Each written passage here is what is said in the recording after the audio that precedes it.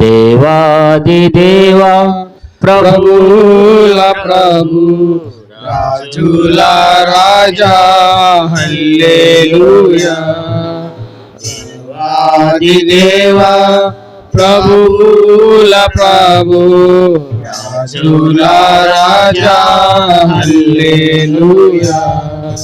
నీ రక్తముతో విమోచించి నీ రక్తముతో సంపాదించి నీ రక్తముతో విమోచించి నీ రక్తముతో సంపాదించి పరలోక రాజా ప్రజలను చేర్చి పరలోక రాజా ప్రజలను చేర్చి పరలోక పాఠం నాకు సగితివి పరలోక పాఠం నాకు సగితివి.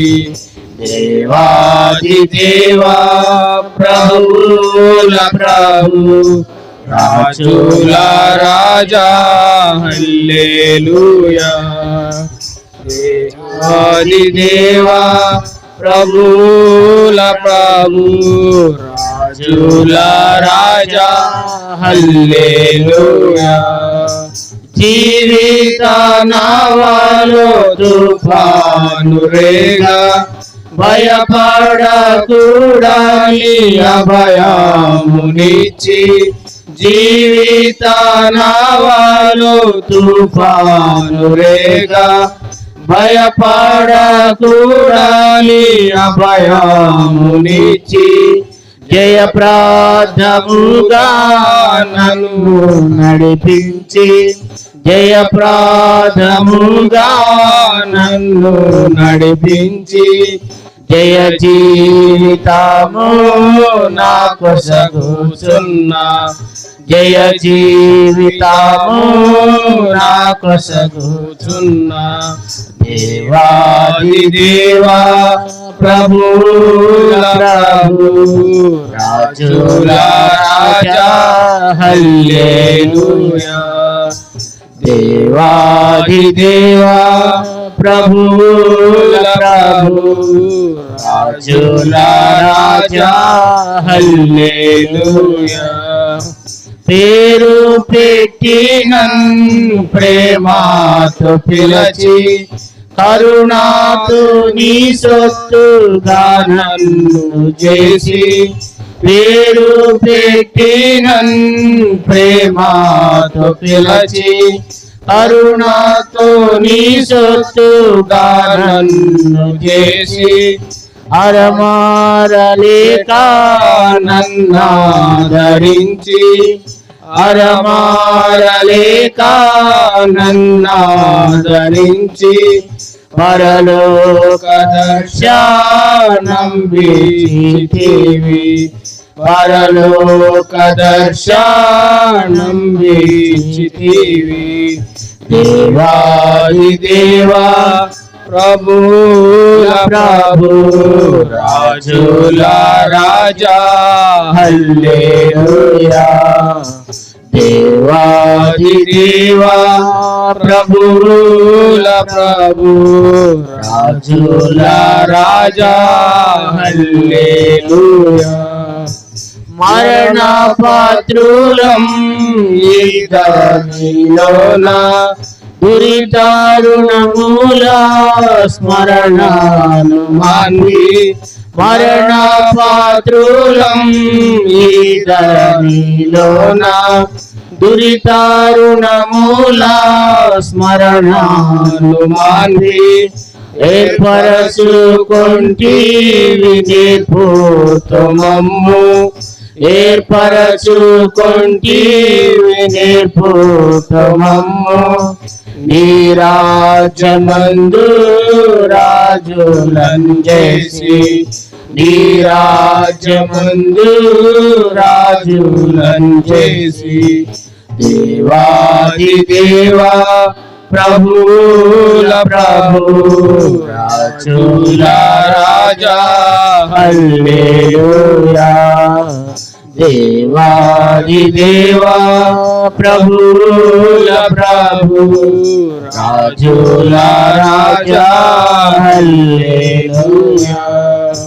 శోధన గాదాల కష్టములలో నా దుఃఖములలో నేనేడవకుండా శోధన గాదాల కష్టములలో నా దుఃఖములలో నేనేడవకుండా నీ దయ నాపై నిండార నింపి నీ దయ నాపై నిండార నింపి ఓదార్చి నన్ను నీ దారి నడుపు ఓదార్చి నన్ను నీ దారి నడుపు.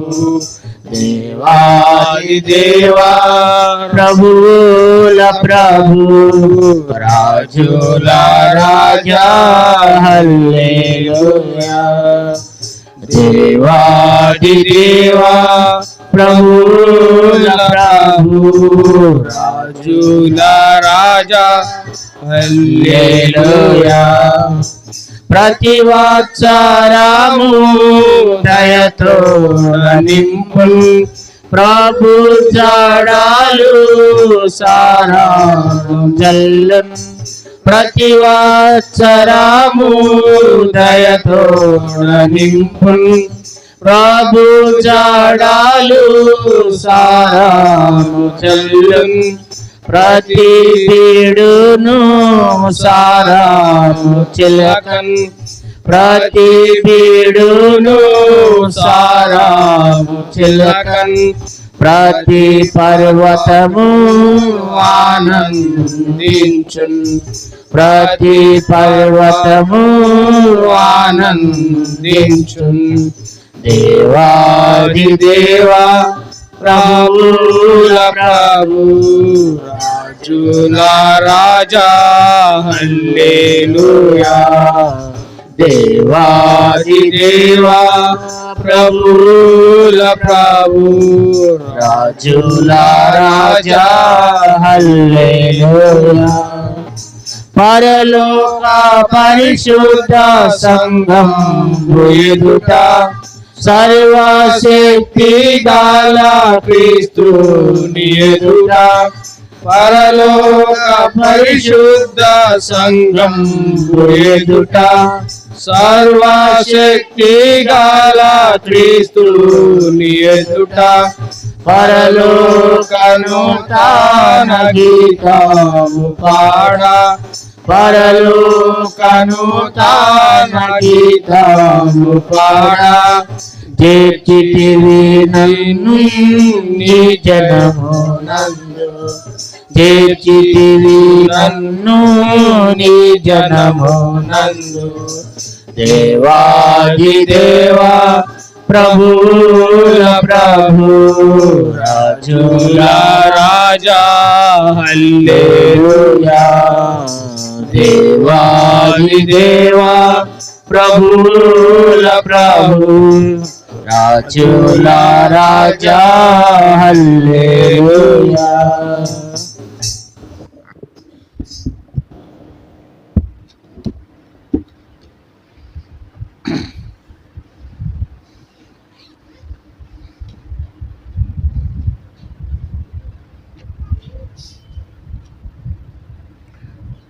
ఆరాధనలోకి వెళ్ళక మునుపు కీర్తనల గ్రంథం 40వ కీర్తన దేవుని వాక్యం నుండి పరిశుద్ధ గ్రంథం బైబిల్లో నుండి 40వ కీర్తన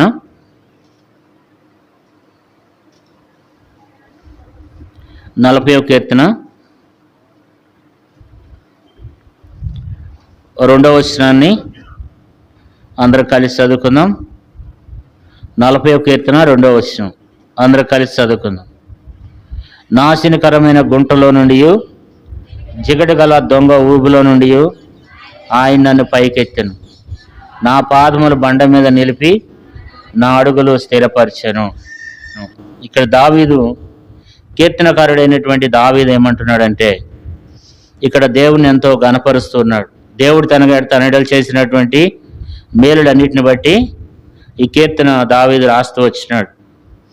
దావీదు దేవుని ఎంతో ఘనపరుస్తూ వచ్చినాడు, దేవుని ఎంతో ఆరాధిస్తున్నాడు. మొదటి విషయం ఏమంటున్నాడంటే, యెహోవా కొరకు నేను సహనముతో కనిపెట్టుకొనుచుంటిని, ఆయన నాకు చెవియొగ్గి నా మొర ఆలకించును. కాబట్టి దేవుని కొరకు కనిపెట్టుకుని ఉన్నాడు, దేవుడు తనను కాపాడుతూ వచ్చినాడు. దేవుని కొరకు సహనముతో కనిపెట్టుకుని ఉంటూ వచ్చినాడు. కాబట్టి దేవుడు తనను కాపాడుతూ వచ్చినాడు, రక్షిస్తూ వచ్చినాడు. అందుకని 2వ వచనంలో నాశనకరమైన గుంటలో నుండి జిగటగల దొంగ ఊబు నుండి ఆయన నన్ను పైకెత్తినని మాట్లాడుతూ వస్తున్నాడు. కాబట్టి తనకున్నటువంటి పరిస్థితి నుంచి, కష్టం నుండి, బాధ నుండి దేవుడు తనను పైకెత్తినాడు. తన పాదముల బండ మీద నిలిపి తన అడుగులు స్థిరపరుస్తూ వచ్చినాడని ఒక క్రొత్త పాట పాడుతున్నాడు. 3వ వచనం చూడండి, తనకు స్తోత్ర రూపముగు కొత్త గీతమును మన దేవుడు నా నోట ఉంచెను. అనేకులు దాన్ని చూసి భయభక్తులు కలిగి యెహోవా యందు నమ్మిక ఉంచెదరు. దేవుణ్ణి ఆరాధించాలి. దేవుణ్ణి ఎల్లప్పుడూ పాత పాటలతోనే కాకుండా కొత్త పాటలతో కూడా దేవుణ్ణి స్తుతించాలన్నమాట. కాబట్టి పాటలతో కూడా దేవుణ్ణి గణపరచాలి. చాలా సందర్భాల్లో మనం పాటలు పాడేటప్పుడు ఉండం. దేవుణ్ణి మనం ఏం చేయాలంటే పాటలతో కూడా దేవుణ్ణి గణపరచాలన్నమాట. అసలు ముఖ్యంగా పాటల ద్వారానే దేవుణ్ణి మనము గణపరచాలన్నమాట. కానీ చాలామంది ఏం చేస్తున్నామంటే పాటల ద్వారా దేవుణ్ణి మనం స్తుతించలేకపోతున్నాం. పాటల ద్వారానే దేవుణ్ణి గణపరచాలి, పాటల ద్వారా దేవుణ్ణి స్తుతించాలంట. కానీ చాలామంది ఏం చేస్తున్నారంటే 1వ పాట అయిపోయినాక కొంతమంది, 2వ పాట, 3వ పాట అయిపోయినాక కొంతమంది వస్తూ ఉన్నారనమాట. అంటే దేవుణ్ణి ఏం చేయలేకపోతున్నామంటే పాటలతో మనము స్తుతించలేకపోతున్నాం. కాబట్టి దేవుణ్ణి పాటలతో స్తుతించాలి. 3వ వచనంలో తనకు స్తోత్ర రూపముగు క్రొత్త గీతమును మన దేవుడు నా నోట ఉంచెను, అనేకులు దాన్ని చూచి భయభక్తులు కలిగి యెహోవా యందు నమ్మిక ఉంచెదరు. కాబట్టి దేవునికి ఎంతో కొత్త గీతము పాడుతూ వచ్చినాడు, దేవుడు తన నోట ఉంచుతూ వచ్చినాడు కదా. కాబట్టి ఈ దినం దావీదు దేవుని ఆరాధిస్తున్నాడు అంటే, దేవుని స్తుతిస్తున్నాడు అంటే, దేవుడు తన ఎడల 2వ వచనంలో ఏం చేశాడు? నాశనకరమైన గుంటలో నుండి జిగటగల దొంగ ఊబులో నుండి ఆయన నన్ను పైకెత్తిను. కాబట్టి దేవుడు తన ఎడల ఒక గొప్ప కార్యాన్ని, ఆశ్చర్యకార్యం చేసినాడు కనుక ఇప్పుడు కొత్త గీతం పాడుతున్నాడు. దేవుడు మన ఎడల కూడా అనేకమైనటువంటి గొప్ప కార్యాలు, ఆశ్చర్యకార్యాలు చేస్తూ వచ్చినాడు. మనం కూడా కీర్తనల ద్వారా దేవుని స్తుతించాలన్నమాట. కీర్తనల ద్వారా కూడా దేవుని మనము గణపరచాలి. పాటల ద్వారా దేవుని మనము మహింపరిచే బిడ్డలంగా దేవుడే మనం కలిగి ఉండాలి దేవుని బిడ్డలారా. ఎందుకంటే ఒక వాక్యమే కాదు కానీ పాటలతో కూడా మనం ఏం చేయాలి? దేవుణ్ణి స్తుతించాలన్నమాట. దావీదు ఏం చేస్తూ వచ్చేవాడంటే దేవుని ఎంతో స్తుతిస్తూ వచ్చేవాడు. దినమెల్లా ఏం చేస్తూ వచ్చినాడంట? పాటలు పాడుతూ వచ్చేవాడు. చూడండి 35వ కీర్తన 28వ వచనం చదువుకుందాం. 35వ కీర్తన 28వ వచనం, నా నాలుక నీ నీతిని గూర్చియు నీ కీర్తిని గూర్చియు దినమెల్లా సల్లాపములు చేయును. అంటే దేవుణ్ణి ఎంతో ఆరాధిస్తున్నాడు. నా నాలుక నీ నీతిని గూర్చియు నీ కీర్తిని గూర్చియు దినమెల్లా ఏం చేస్తుందంట? సల్లాపములు. అంటే దినమల్లా దేవుణ్ణి ఆరాధిస్తూ ఉన్నాడు అనమాట. దినమెల్లా దేవుణ్ణి స్తుతిస్తూ ఉన్నాడు. దినమెల్లా దేవుణ్ణి ఆరాధించి దేవుణ్ణి ఎంతగానో గణపరుస్తూ ఉన్నాడు అనమాట. దేవుణ్ణి ఎంతో మహింపరుస్తున్నాడు. కాబట్టి దినమెల్లా దేవుణ్ణి స్తుతిస్తూ, దేవుణ్ణి ఎంతో గణపరుస్తూ, దేవుణ్ణి మహింపరుస్తూ ఉన్నాడు. కాబట్టి దేవుని కొనియాడుస్తున్నాడు. కాబట్టి మనం కూడా దేవుని బిడ్డలైనటువంటి నీవునే మనం కూడా దేవుణ్ణి ఏం చేయాలంటే కొత్త గీతంతో దేవుణ్ణి స్తుతించాలన్నమాట.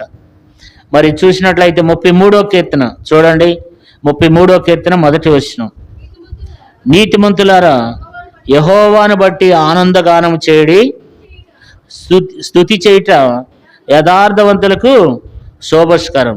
ఇంకా సితారతో యెహోవాను స్తుతించుడి, 10 తంతుల స్వరమండలముతో ఆయనను కీర్తించుడి, ఆయన గురించి నూతన కీర్తన పాడుడి, ఉత్సాహధనతో ఇంపుగా వాయించుడి. ఇక్కడ మనం చూస్తే నూతన కీర్తన పాడుడి అంటున్నాడు.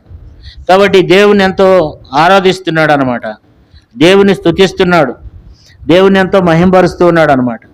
కాబట్టి మరి మనకు కూడా మరి దావీదు ఏమి నేర్పిస్తున్నాడంటే మనం కూడా దేవుని ఆ రీతిగా ఆరాధించాలని, మనం కూడా దేవుని ఎంతగానో మనం స్తుతించాలని, మనం కూడా దేవుని గణపరచాలని తెలియజేస్తున్నాడు. అంతేకాదు 41 కీర్తనలు మనం చదువుకున్నాం. చూడండి, 41 కీర్తన 3వ వచనం, తనకు స్తోత్ర రూపముకు కొత్త గీతమును మన దేవుడు మన నోట ఉంచెను, అనేకులు దాన్ని చూసి భయభక్తులు కలిగి యెహోవా యందు నమ్మిక ఉంచెదరు. కాబట్టి మరి దేవుడు ఎంతో తన నోట ఏమించాడంట, ఒక కొత్త పాటను ఇచ్చినాడు. దేవుడు తన నోట ఒక స్తోత్రమును దేవుడు ఉంచుతూ వచ్చినాడు. కాబట్టి దేవుడు తన నోట మరి స్తోత్ర రూపము కొత్త గీతమును దేవుడు తన నోట ఉంచుతూ వచ్చినాడు. దేవుడు తనను ఎంతో కాపాడుతూ వచ్చినాడు కనుక దేవుని ఆరాధిస్తూ వస్తున్నాడు అనమాట. దేవుని ఎంతగానో గణపరుస్తూ దేవుని మహింపరుస్తూ ఉన్నాడు, దేవుని కొనియాడుతున్నాడు. అంతేకాదు దేవుడు తన ఎడలు చేసిన మేలులన్నింటిని బట్టి కూడా ఏం చేస్తున్నాడు అంటే దేవుని ఎంతగానో గణపరుస్తున్నాడు. 5వ వచనం చూడండి, దేవుడు తన ఎడలు ఎన్ని మేలు చేశాడంట, యెహోవా నా దేవా, నీవు మా ఎడల జరిగించిన ఆశ్చర్యక్రియలను, మా ఎడల నీకున్న తలంపులను బహు విస్తారములు, వాటిని వివరించి చెప్పేదనని అనుకుంటున్నా, అవి లెక్కకు మించి ఉన్నవి, నీటి సాటి అయిన వాడు ఒక్కడనూ లేడు. ఇక్కడ మనం చూస్తే దేవుడు చేసిన మేలులు, దేవుడు చేసిన ఉపకారాలని ఎంతగానో దేవునికి తెలియచేస్తూ ఆరాధిస్తున్నాడు. ఎన్ని మేలులు దేవుడు చేస్తూ వచ్చినాడంట, యెహోవా నా దేవా, నీవు మా ఎడల జరిగించిన ఆశ్చర్యక్రియలను, మా ఎడల నీకున్న తలాంపులు బహు విస్తారములు. కాబట్టి దేవుడు మరి వాస్తవానికి మన యొక్క తలాంపులే ఎక్కువ, కానీ మనకంటే కూడా దేవుని యొక్క తలాంపులు మనకంటే బహు విస్తారంగా ఉన్నాయి. అంటే దేవుడు మన ఎడల ఒక మంచి తలాంపులు కలిగి ఉన్నాడు అనమాట. దేవుడు ఇంకా మంచి ఒక తలాంపులు కలిగి ఉన్నాడు. తలాంపులు అంటే మంచి ఉద్దేశాలు కలిగి ఉన్నాడు అనమాట. తలాంపులు అంటే అర్థం ఏంటంటే ఉద్దేశాలు. దేవుడు ఒక మంచి ఉద్దేశం కలిగి ఉన్నాడు. మన ఎడల ఎన్నో దేవుడు ఉద్దేశాలు కలిగి ఉన్నాడు అనమాట. మనల్ని ఎంతో దీవించాలని, మనల్ని ఎంతో ఆశీర్వదించాలని, మనల్ని ఎంతో కాపాడాలని దేవుడు ఏం చేస్తున్నాడంటే మన ఎడల దేవుడు ఎన్నో తలంపులు కలిగి ఉన్నాడు, ఎన్నో ఉద్దేశాలు కలిగి ఉన్నాడు అనమాట. కాబట్టి వాటిని మరి అవన్నీ కూడా దావీదు ఎడల దేవుడు చేస్తూ వచ్చినాడంట. అయితే వాటిని వివరించి చెప్పేదనని, వాటిని వివరించేదనని నేను అనుకుంటున్నా, అవి లెక్కకు మించి ఉన్నవి అంటాడు. అంటే ఎన్నో మేలులు, అవి లెక్కకు మించినటువంటి కార్యాలు మరి కీర్తనకారుడి ఎడల దేవుడు చేస్తున్నాడు.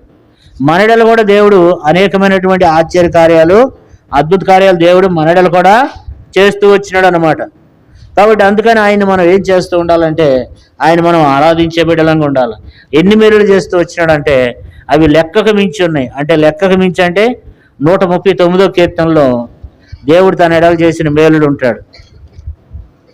139వ కీర్తన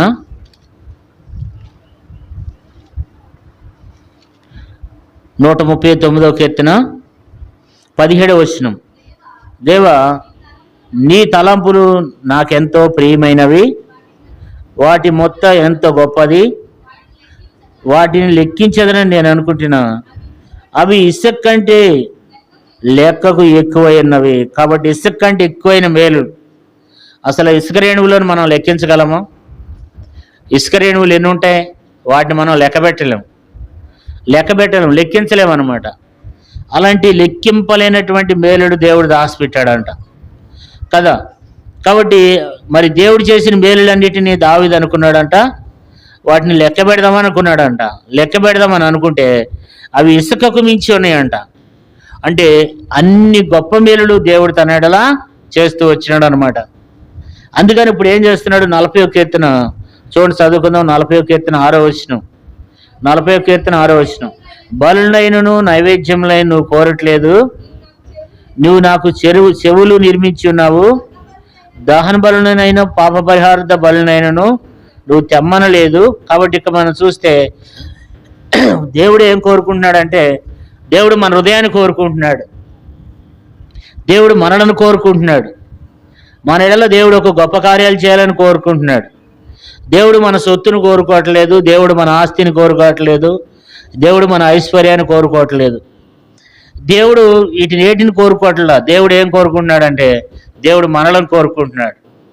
దేవునికి కావాల్సింది ఎవరంటే మనం. దేవునికి కావాల్సింది నువ్వు ఆరాధించాలి, నువ్వు గణపరచాలి, దేవుని మనం స్తుతించాలి. దేవునికి కావాల్సింది ఎవరంటే మరి నిలబడి నేను కూర్చున్న మీరు.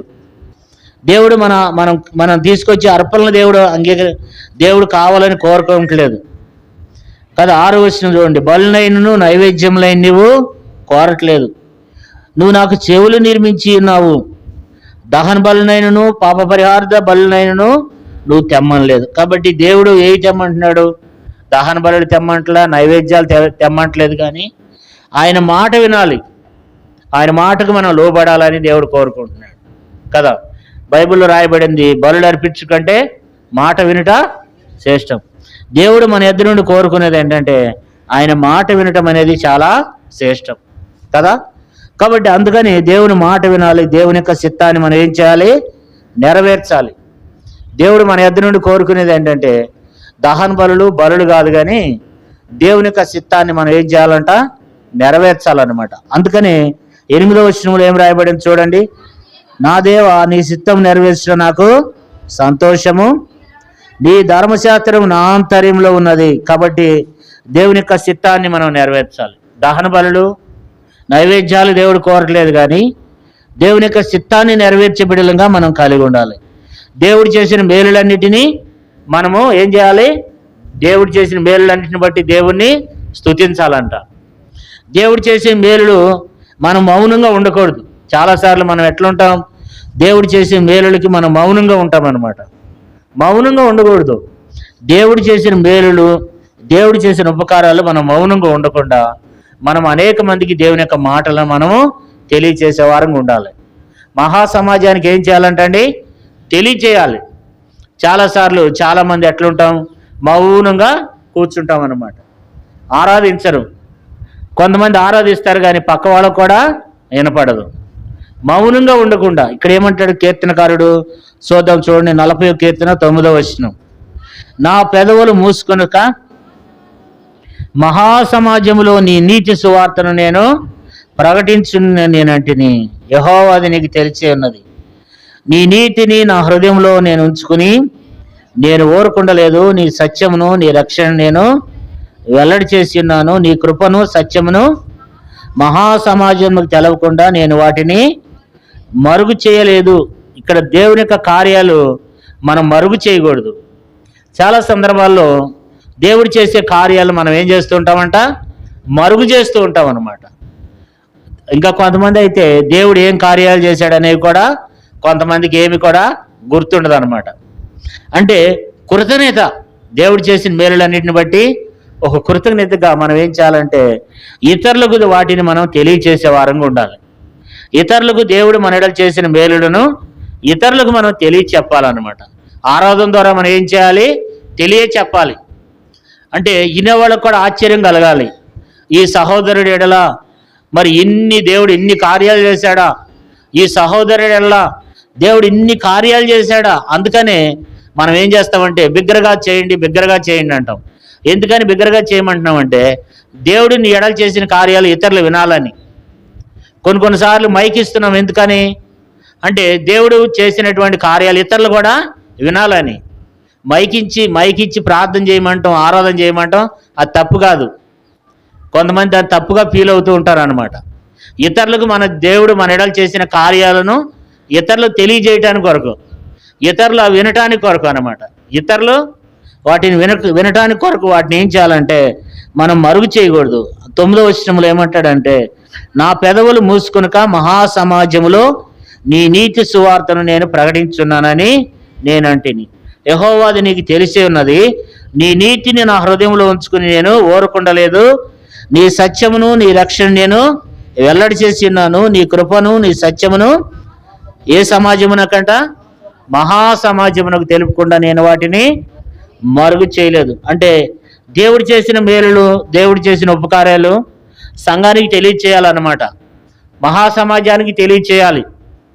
దేవుడు చేసిన మేలులన్నింటిని బట్టి మహాసమాజంలో ఏం చేయాలి? ఆ విషయాల్ని దేవుని యొక్క కార్యాలను ఇతరులకు మనం తెలియజేసే వారంగా ఉండాలన్నమాట. అంటే దేవుడు చేసిన మేలులు, దేవుడు చేసినటువంటి ఉపకారములు అన్నింటిని కూడా ఇతరులతో మనం ఏం చేయాలంటే ఇతరులతో మనం పంచుకోవాలి కదా. 22వ కీర్తన చూడండి. 22వ కీర్తనలో దావీదు ఆరాధించాడు. ఏ రీతిగా ఆరాధించాడో చూడండి. 22వ కీర్తన 22వ వచనం చదవండి. చదవండి. నీ నామమును నా సహోదరులకు ప్రచురపరచెదను. సమాజం మధ్యలో నేను ఎప్పుడు స్తుతిస్తున్నాడంట? సమాజం మధ్యలో అందరికి వినపడేలాగున కదా. ఇంకేమంటాడు చూడండి 25వ వచనం. మహాసమాజంలో నేను కూర్చిన కీర్తన నేను పాడేదను.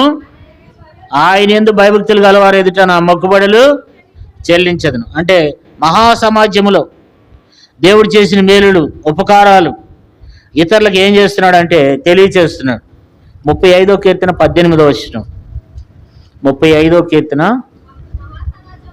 35వ కీర్తన 18వ వచనం. అప్పుడు మహాసమాజములో నేను నిన్ను స్తుతించదను, బహుజనుల్లో నిన్ను స్తుతించదను. ఇక్కడ ఎప్పుడు దేవుడు ఇంకా మనం చూస్తే బైబిల్లో అనేక సందర్భాలు ఉన్నాయి.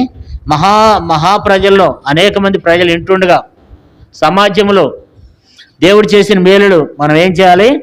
ఇతరులకు మనము తెలియచేయాలన్నమాట. దేవుడు చేసిన ఉపకారాలు. అందుకని ఆ నీతిని ఆ రక్షణ ఏం చేయట్లేదు? తన హృదయంలో దాచుకోవట్లేదు. వాటిని మహాసమాజంలోకి తెలపకుండా మరుగు చేయట్లేదు. మన ఏబు గ్రంథంలో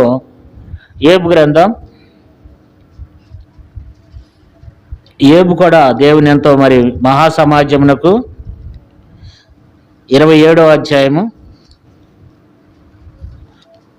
27వ అధ్యాయంలో కూడా కీర్తన ఆ యొక్క ఏబు గారు 27వ కీర్తనలో 27వ అధ్యాయం ఏబు గ్రంథం 27వ అధ్యాయము అక్కడ కూడా ఒక మంచి మాట ఉంటుంది. 11వ వచనం చూడండి.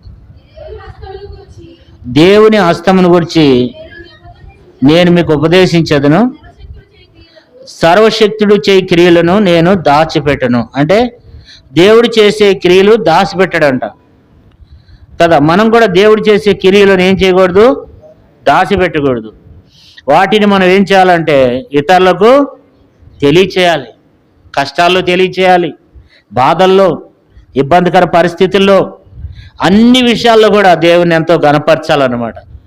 కష్టాల్లో దేవుని ఆరాధించాలి, ఆనందం కలిగినప్పుడు దేవుని ఆరాధించాలి. మరి దేవుడు అన్ని రకాలుగా మనకు సమృద్ధిగా ఇచ్చినప్పుడు దేవుని ఆరాధించాలి. అసలు ఏమీ లేకపోయినా దేవుణ్ణి ఆరాధించాలన్నమాట. కీర్తనకారుడు కూడా ఎప్పుడు ఆరాధిస్తున్నాడు ఈ కీర్తన అంటే 40వ కీర్తన 17వ వచనం చూడండి. నేను శ్రమల పాలై దీనుడినైతిని, ప్రభువు నన్ను తలంచుకునిచున్నాడు. నాకు సహాయము నీవే, నా రక్షణకర్తవు నీవే, నా దేవ ఆలక్ష్యం చేయకము. ఎప్పుడు దావీదు కీర్తన రాస్తూ వచ్చినాడంటే శ్రమల్లో ఉన్నప్పుడు కదా. నేను శ్రమల పాలై దీనుడినైతిని. దేవుణ్ణి ఎప్పుడు ఆరాధిస్తున్నాడు అంటే శ్రమల్లో దేవుణ్ణి ఆరాధిస్తున్నాడు, కష్టాల్లో దేవుని ఆరాధిస్తున్నాడు, ఇబ్బందుల్లో దేవుని ఆరాధిస్తున్నాడు. ప్రతి పరిస్థితి ఎందుకు కూడా దేవుని ఏం చేస్తున్నాడు? ఆరాధిస్తున్నాడు అనమాట. ఆ రీతిగా మనం కూడా ఆరాధించాలి. 2వ వచనానికి వచ్చినట్లయితే 40వ కీర్తన 2వ వచనం. నాశనకరమైన గుంటలో నుండి, జిగట గల దొంగ ఊబిలో నుండి ఆయన నన్ను పైకెత్తెను, నా పాదములు బండ మీద నిలిపి నా అడుగులు స్థిరపరచును. ఇక్కడ మనం చూసినట్లయితే నాశనకరమైన గుంటలో నుండి, జిగట గల దొంగ ఊబిలో నుండి. ఈ కీర్తనలో 2 ఊబులు ఉన్నాయి. ఒకటి ఏంటంటే భూమి మీద కొన్ని చోట్ల ఊబులు ఉంటాయి అన్నమాట. కొన్ని చోట్ల నదులు ఉన్న చోట, కొన్ని చోట్ల నదులు ఉంటాయి కదా, అక్కడ ఊబులు ఉంటాయి. అది చూడటానికి నేల చముగానే ఉంటుంది అనమాట. మనం అనుకోకుండా ఇది నేలే కదా అని వెళ్ళినట్లయితే ఖచ్చితంగా ఆ ఊబులో పడిపోతాం. పడటమే కనీసం బొడ్లోతో ఒక్కసారి క్షణంగా దిగిపోతాం. ఇంకా మనిషి కదిలిన కొద్దీ ఆ ఊబులోనికి దిగిపోతాం అనమాట. కొన్ని ఊబులు చెరువుల్లో కూడా కొన్ని ఊబులు ఉంటాయి అన్నమాట. కొన్ని పెద్ద చెరువుల్లో కూడా కొన్ని ప్రాంతాల్లో కొన్ని ఊబులు ఉంటాయి. అలాగే కొన్ని చోట్ల సందర్భాల్లో సముద్రం దగ్గరలో కూడా కొన్ని ఊబులు ఉంటాయి అన్నమాట. కొన్ని ప్రాంతాల్లో ఊబులు ఉంటాయి. ఆ ఊబులోనికి ఒక్కసారి క్షణంగా అది కనిపించదు. అందుకని ఇక్కడ ఏం రాయబడి వచ్చిందంటే 40వ కీర్తన 2వ వచనం. నాశనకరమైన గుంటలో నుండి జిగట గల దొంగ ఊబి. అంటే అది అది కూడా మంచిగానే కనపడుద్ది అనమాట. చూసిన వాళ్ళకి ఎట్లా కనపడుద్ది? అది కూడా బాగానే కనపడుతుంది. ఇది కూడా నార్మల్గా ఉందని అనుకుంటాం. గబక్కన అడిగేయంగానే ఏమవుద్దంటే సడన్గా దిగిపోతాం అనమాట. ఇంకా దానిలోనికి దిగిపోయినప్పుడు ఆ మనిషి కదిలిని కొద్దిగా దిగిపోతూనే ఉంటాడు. అప్పుడు ఏం చేస్తాడంటే ఇతరులు ఎవరినన్నా సహాయం చేయమని కేకలేస్తూ ఉంటాడు అన్నమాట. అప్పుడు ఒకలో ఇద్దరు వచ్చి తాడేసి తన టైం బాగుంటే తాడు ఇసిరి ఈ తాడు పట్టుకుని రమ్మని వాళ్ళు గట్టిగా లాగితే వస్తాడు, లేకపోతే అంతే సంగతి. ఆ కొంచెంగా చాలామంది అనేక మంది ఊబులో దిగిపోయి చనిపోయిన వాళ్ళు చాలామంది ఉన్నారనమాట. మన ప్రాంతంలో కొన్ని తక్కువ ఉన్నాయేమో, కొన్ని ప్రాంతాల్లో ఊబులు ఉంటాయి. ఆ ఊబులోకి దిగిపోయినప్పుడు ఇంకా మనిషి ఎప్పటికి కూడా ఏం చేయలేడు, ఎక్కి రాలేడు అనమాట. అంటే ఆ ఊబులో అట్లాగే దిగిపోతూ ఉంటాడు. చివరికి మరి గొంతు కాడికి వచ్చేసి చివరికి ముక్కు మునిగిపోద్ది, చివరికి ఆ వ్యక్తి చనిపోతాడు. అట్లా ఆ ఊబిలో నుంచి దేవుడు తనను కాపాడినాడంట. అందుకే 2వ వచనంలో అంటాడు, నాశనకరమైన గుంటలో నుండి జిగటగల దొంగ ఊబిలో నుండి ఆయనని పైకెత్తును అంటాడు. ఏ స్థితిలో నుంచి దేవుడు తనను పైకెత్తినాడు అంటే జిగటగల దొంగ ఊబిలో నుండి దేవుడు తనను పైకెత్తినాడు. కాబట్టి దేవుడు తనను రక్షిస్తూ వచ్చినాడు. అంతేకాదు ఇంకొక ఊబి ఉంది. చూడండి 12వ వచనం, లెక్కలేని అపాయములు నన్ను చుట్టుకుని ఉన్నవి, నా దోషములు నన్ను తరిం పట్టుకునగా నేను తల ఎత్తి చూడలేకపోతేని, లెక్కకు అవి నా తల వెంట్రుకలను మించి ఉన్నవి. ఇది పాపం అనేటువంటి ఊబి. ఈ పాపం అనేటువంటి ఊబిలోనికి ఒక్కసారి దిగినామంటే ఇంకెవ్వరు రక్షించే వాళ్ళు ఉండరు అనమాట. ఒక దేవుడు రక్షిస్తే తప్ప ఈ మనుషులు ఎవ్వరు కూడా ఈ పాపం అనే ఊబిలో నుంచి ఎవరు కూడా రక్షించలేరు అనమాట. ఈ పాపం అనేటువంటి ఊబిలోనికి ఒక్కసారి మనిషి దిగిపోయినాడంటే ఇంక అంతే సంగతి. ఎవరు ఆ వ్యక్తిని రక్షించే వాళ్ళు ఉండరు, ఎవరు ఆ వ్యక్తిని విమోచించే వాళ్ళు ఉండరు, ఎవరు కూడా ఆ వ్యక్తిని కాపాడలేరు. పాపం అనేటువంటి ఊబి, ఈ పాపం అనేటువంటి ఊబి ఏం చేస్తుందంటే ఒకసారి దాంట్లోకి వెళ్ళినామంటే ఇంకా అంతే సంగతి. ఇంకా ఆ పాపం నుండి మనల్ని ఎవరు కూడా ఏం చేయలేరు, రక్షించలేరు, కాపాడలేరు. దేవుడు ఏం చేస్తూ వచ్చినాడంటే ఆ పాపం అనేటువంటి ఊబు నుండి కూడా దేవుడు ఏం చేస్తూ వచ్చినాడంట, కాపాడుతూ వచ్చినాడు. దావీదుని ఏం చేస్తూ వచ్చినాడు, పాపం అనేటువంటి ఊబు నుండి కూడా దేవుడు తనను కాపాడుతూ వచ్చినాడు. మనలను కూడా అంతే ప్రియులారా. కొన్నిసార్లు కొంతమంది డ్రింక్ చేసే వాళ్ళు ఉంటారు, వాళ్ళకు కూడా తాగాలని ఉండదు. మందు తాగే వాళ్ళు ఉంటారు, అది వాళ్ళకి తాగాలని ఉండదు. కానీ ఎప్పుడో చిన్నగా దాన్ని అలవాటు చేసుకున్నారనమాట. ఇంకా అది ఏం చేస్తాము, దాన్ని మానలేరు. హాస్పిటల్కి వెళ్తే కొన్నిసార్లు తాగి కిడ్నీలు పాడైపోతాయి, లివర్ పాడైపోద్ది, ఊపిరితిత్తులు పాడైపోయినాయి అనుకోండి. డాక్టర్ అంటాడు ఇప్పుడు వరకు తాగితే తాగవు కానీ ఇక్కడి నుంచి తాగొద్దు అంటాడు. కొంచెం తగ్గంగానే మరలా తాగుతాడు. మరలా తాగి ఏమవుతాడో చెప్పండి, ఆ వ్యక్తి చనిపోతాడు. అప్పుడు మనం ఏమంటామంటే డాక్టర్ తాగొద్దు అన్నాడు అయినా సరే తాగాడు అని చెప్తారు. ఇలాంటి విషయాలు కూడా చాలా జరుగుతూ ఉంటాయి అన్నమాట. అదేంటంటే అదొక ఊబి. ఆ తాగుడనే ఊబిలో దిగినామంటే ఇంకా అది ఎప్పటికి కూడా మనల్ని విడిచిపెట్టదు కదా. తర్వాత కొంతమంది సిగరెట్ బీడీ కాల్చే వాళ్ళు ఉంటారు, అదొక ఊబి. ఒకసారి ఆ జైల్లో సువార్త చెప్తాకి వెళ్ళినప్పుడు ఒక వ్యక్తి సావు బతుకులు ఉన్నాడు. ఏంటో సావు బతుకులు ఉన్నాడంటే తనకు వైద్యం జరుగుతుంది అక్కడ. సిగరెట్లు కాల్చి తన లివర్ అంతా పాడైపోయింది, ఊపిరితిత్తులన్నీ పాడైపోయినాయి అనమాట. దగ్గుతా ఉన్నాడు, చివరి గడిలో ఉన్నాడు. వాడికి మేము సువార్త చెప్దామని వెళ్తే ఆ వ్యక్తి ఏమన్నాడంటే ఒక సిగరెట్ ఉంటే ఇస్తారా అని అడుగుతున్నాడు. అంటే చచ్చిపోయే పరిస్థితుల్లో కూడా ఏమంటే సత్తానికైనా ఇష్టపడుతున్నాడు కానీ సిగరెట్ అడుగుతున్నాడు. అంటే అది దాన్ని ఎవరు కూడా ఏం చేయలేరంటే ఆ ఊబిలో దిగిన వాడు ఏం చేయలేడంటే మరలా ఏం చేయలేడు, ఎవడు ఏడిపించలేరు, రక్షించలేరని. అదొక పాపం అనేటువంటి ఊబి. ఈ ఊబి నుండి దేవుడు రక్షించాలి. ఈ ఊబి నుండి ఎవరు రక్షించాలి, దేవుడు రక్షించాలి. కాబట్టి దేవుడు ఏం చేస్తూ వచ్చినాడంటే దావీదుని కదా, కొంతమందికి అప్పులనే ఊబి. చిన్నగా కొంచెం అప్పులు చేసుకుంటూ వెళ్తే ఈ అప్పులు అనేవి ఏమవుతాయి అంటే, ఒక అప్పు చేసి వీటికి మనం ఖర్చు పెట్టేసుకుంటాం. మరలా అప్పు తీరవడానికి ఇంకొక అప్పు, అప్పు తీరవడానికి ఇంకొక అప్పు, అప్పు తీరవడానికి ఇంకొక అప్పు. అప్పులు చేసుకుంటానే వెళ్ళిపోతాం, తీర్చేది ఏముండదు. అదొక ఊపు అనమాట. ఈ అప్పులనే ఊపిలో పడితే ఇక అతనికి ఏముండదు, నెమ్మది ఉండదు, సమాధానం ఉండదు, సంతోషం ఉండదు. ఈ అప్పులనేటువంటి ఊపిలోనికి వెళ్ళిపోయినారంటే ఇంకంతే సంగతి, ఇక నెమ్మది ఉండదు. పండుకున్న లేచిన అప్పులే గుర్తు వస్తాయి అన్నమాట. ఈ లోకంలో ఎన్నో రకాలైనటువంటి అప్పులు ఉన్నాయి, ఎన్నో రకాలైనటువంటి ఊపులు ఉన్నాయి అన్నమాట. ఈ ఊపులన్నిటి నుంచి రక్షించేది ఎవరు?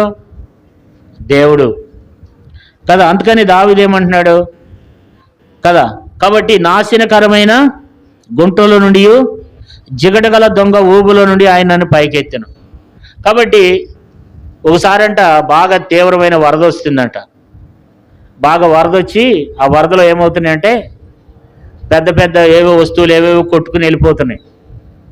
ఆ ఊరు వాళ్ళు ఏం చేస్తున్నారంటే ఆ నది దగ్గర ఉండి ఏమన్నా కొట్టుకొస్తున్నాయి అనుకోండి, ఈత వచ్చిన వాళ్ళు ఏం చేస్తారంటే వెళ్ళి ఆ కొట్టుకొస్తున్నటువంటి వాటిని ఒడ్డుకి లాక్కొచ్చుకుంటున్నారు.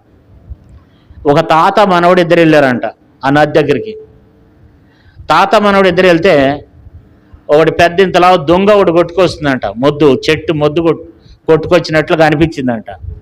ఆ మనవడు అన్నాడు, తాత అదిగో పెద్ద దొంగ వస్తుంది, పెద్ద మొద్దు వస్తుంది, దాన్ని నేను లాక్కొస్తాను తాత అని చెప్పి ఆ నదిలోకి దూకిండట. ఆ మొద్దును లాక్కొస్తున్నాడు కానీ రావట్లే.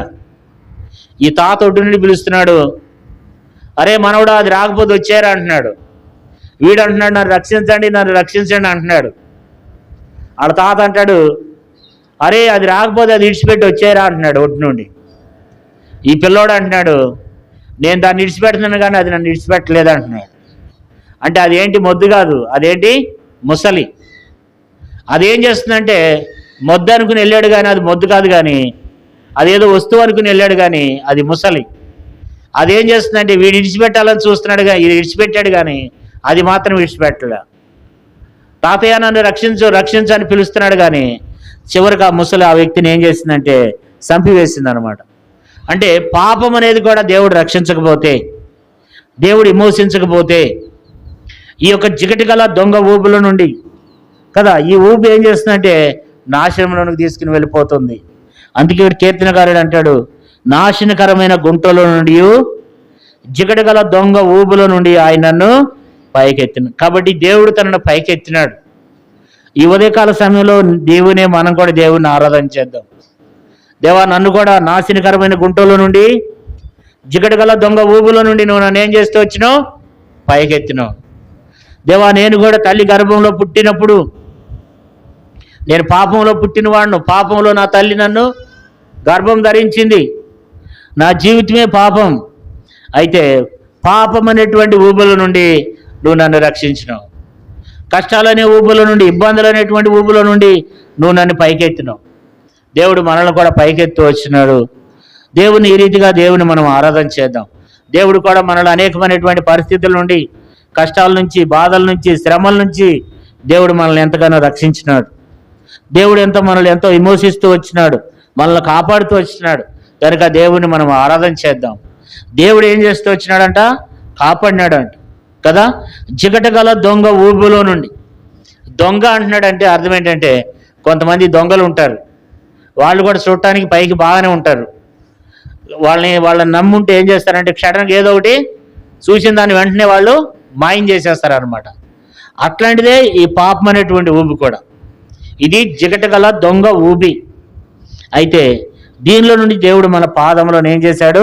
పైకెత్తాడు. చూడండి, చదువుకుందాం. నా పాదములు బండ మీద నిలిపి నా అడుగులు స్థిరపరిచెను. క్రీస్తు అనేటువంటి బండ మీద నిలిపినాడు. బండ అంటే రోకల బండ కాదు. బండ అంటే చాలామంది బండ అంటే ఈ లోకంలో పచ్చడి బండ అది కాదు. తెలంగాణ ప్రాంతంలో ఇంకా అనేక చోట్ల ఏమంటారంటే రాయిని బండ అంటారనమాట. చిన్న రాయిని కూడా బండ అంటారనమాట. బండ పెట్టి కొట్టాడు అంటారు. కాబట్టి బండ అంటే రాయి. ఆ క్రీస్తు అనే బండ మీద ఏం చేస్తూ వచ్చినాడు? తనను నిలబెట్టినాడు. క్రీస్తు అనే బండ మీద తనను నిలబెడుతూ వచ్చినాడు. ఇప్పుడు దేవుడు తనను స్థిరపరుస్తూ వచ్చినాడు. కదా. అందుకని ఏమంటాడు, నా పాదములు బండ మీద నిలిపి నా అడుగులు స్థిరపరచును. దేవుడు ఈ కష్టాల నుండి, బాధల నుంచి, ఇబ్బంది నుండి, ఆ నాశనకరమైన గుంటల నుండి, జిగటగల దొంగ ఊబుల నుండి, ఆ పాపం అనే ఊబుల నుండి దేవుడు తనని ఏం చేశాడంట, ఆ బండ మీద నిలుపుతూ వచ్చినాడంట. తన అడుగులను బండ మీద నిలిపి దేవుడు తనను స్థిరపరిచినాడంట. కాబట్టి ఇప్పుడు ఆరాధన చేస్తున్నాడు కదా. నేను మనకు కూడా దేవుడు ఇప్పుడు మనకు నేర్పించేది ఏంటంటే, మనం కూడా ఈ పాపం అనేటువంటి బండ, మనం కూడా ఈ లోకంలో మరి పాపం అనేటువంటి ఊబి, పాపం అనేటువంటి నాశనకరమైన గుంట, జిగటగల దొంగ ఊబి, దేవుడు దాంట్లో నుంచి దేవుడు మనల్ని రక్షించినాడు, మనల్ని విమోచించినాడు, మన పాపాలన్నీ కడిగి వేసినాడు. దేవుడు మనల్ని కూడా క్రీస్తు అనే బండ మీద మనల్ని నిలిపినాడు. అందుకని 40వ కీర్తన 2వ వచనంలో, నా అడుగులు బండ మీద నిలిపి నా పాదములు బండ మీద నిలిపి నా అడుగులు స్థిరపరిచను. దేవుడు తనను స్థిరపరిచినాడు, బలపరిచినాడు. ఇప్పుడు ఏమైందంటే, ఊబులోకి మునిగిపోతున్నటువంటి వ్యక్తిని, ఒక వ్యక్తి ఊబులో మునిగిపోతున్నాడు.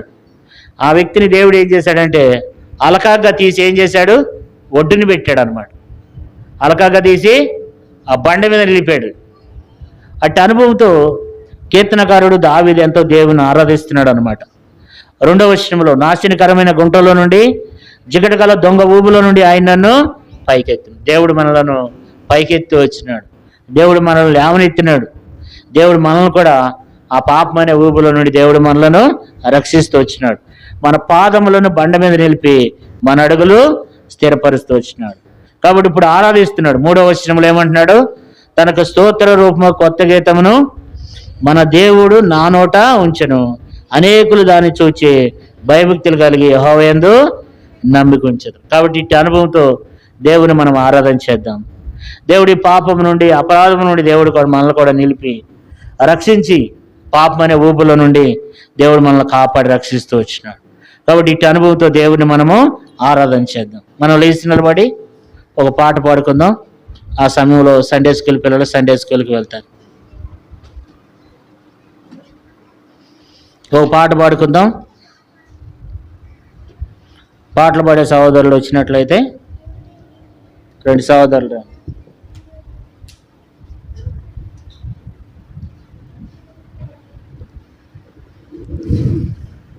పాట సంఖ్య 137వ పాట పాడుకుందాం.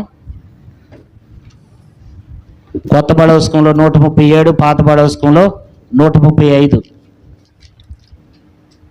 పల్లవి మొదటి చరణం పాడుకుందాం. 137వ పాట, పాత బడవస్కంలో 135, పల్లవి మొదటి చరణం, 2వ చరణం, చివరి చరణం పాడుకుందాం. చివరి చరణం.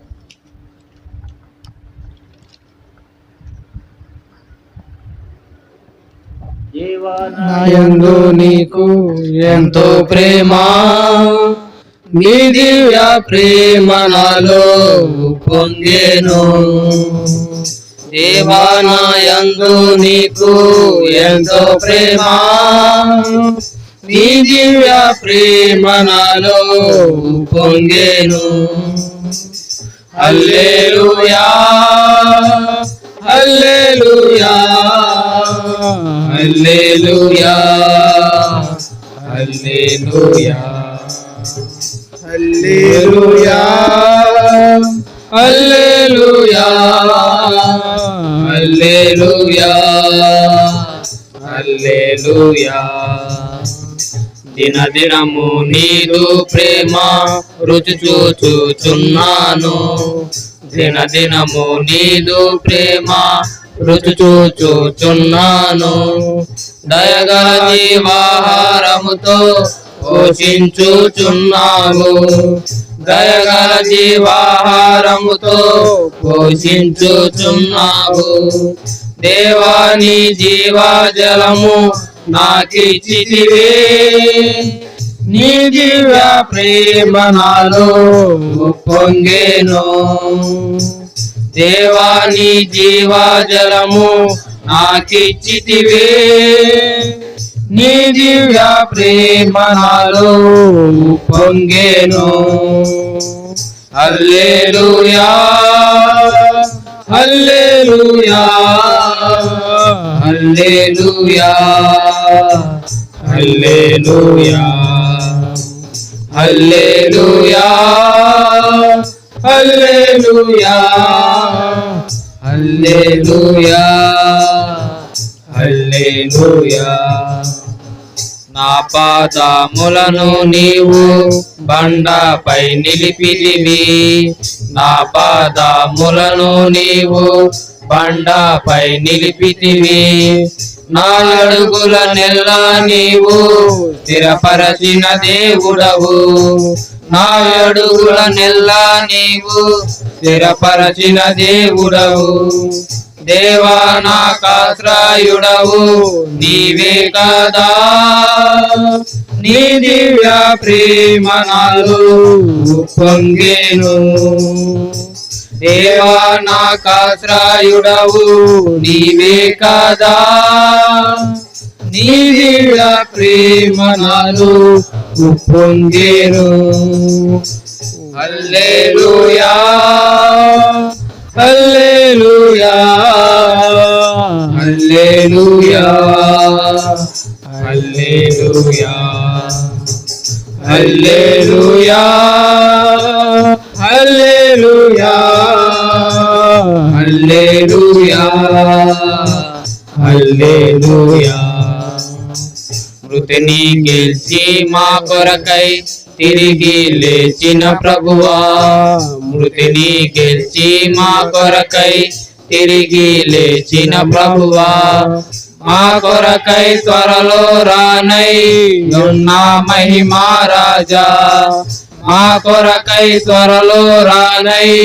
ఉన్న మహిమా రాజా దేవాని సన్నిధి నాకు ఎంతో ప్రియము నీ దివ్య ప్రేమ నాలో పొంగెను దేవాని సన్నిధి నాకు ఎంతో ప్రియము నీ దివ్య ప్రేమ నాలో పొంగెను హల్లెలూయా హల్లెలూయా హల్లెలూయా హల్లెలూయా హల్లెలూయా హల్లెలూయా హల్లెలూయా హల్లెలూయా